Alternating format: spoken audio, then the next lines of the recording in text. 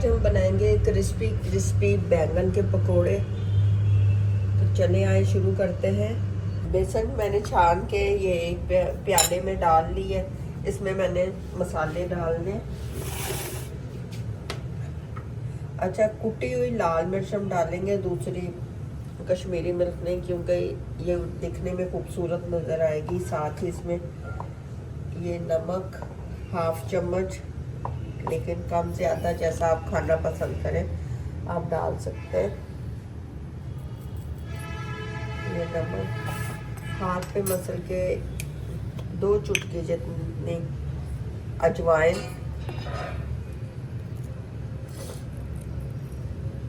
2 चुटकी अजवाइन की हमने डाली, और ये ज़ीरा डालेंगे।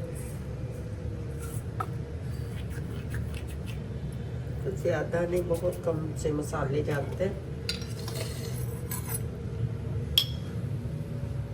कुटा हुआ सूखा धनिया, और साथ में थोड़ी सी हल्दी कलर के लिए, और धनिया काट के बारीक, ये धनिया इसको भी मिक्स कर लेना। अब जरा जरा सा पानी डाल के इसको हम मिक्स करेंगे। ये 1 चम्मच इसमें ऑयल का ऐड कर देंगे, और इन चीज़ों को अच्छी तरह से मिक्स कर लें। बेसन को आपने छान लेना है। मैंने पहले छान के रखा था, इसलिए मैंने आप लोगों को छानते हुए नहीं दिखाया। ये अब ज़रा ज़रा सा पानी डाल के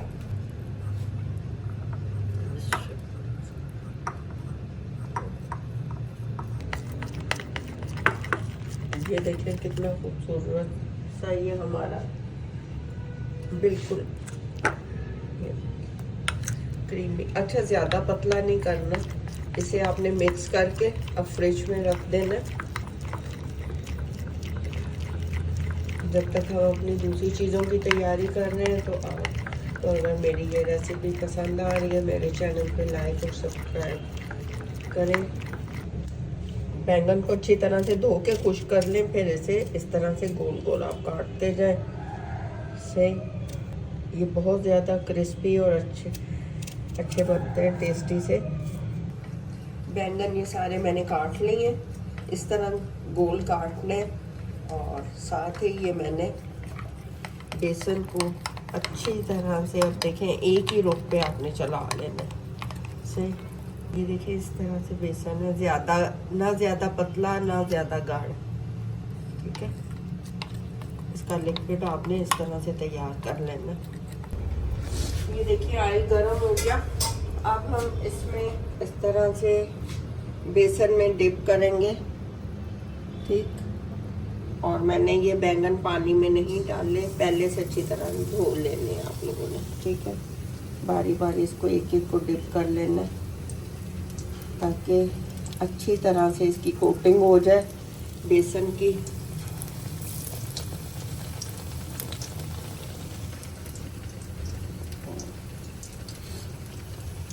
ऑयल को तेज नहीं रखना, ताकि बैंगन अंदर से अच्छी तरह से पक जाए। ये एक साइड से देखिए ब्राउन हो गए, अब इसको हमने गोल्डन ब्राउन से इसको पलट लेना।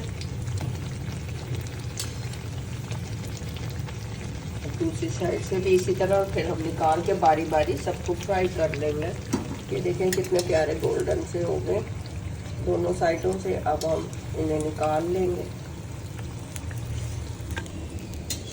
इस तरह से, बारी बारी सबको हमने निकाल लेना प्लेट में।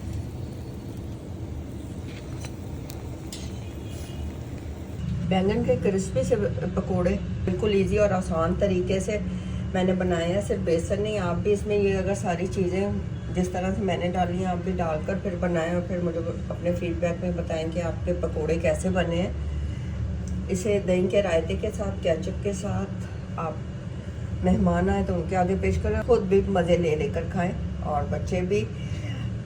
अगर आपको मेरी ये रेसिपी पसंद आए तो मेरे चैनल पे लाइक और सब्सक्राइब ज़रूर करें। अपनी दुआओं में याद रखें। इंशाल्लाह नई रेसिपी के साथ फिर मिलते हैं। अल्लाह हाफिज़। अस्सलाम वालेकुम, कैसे हैं आप सब।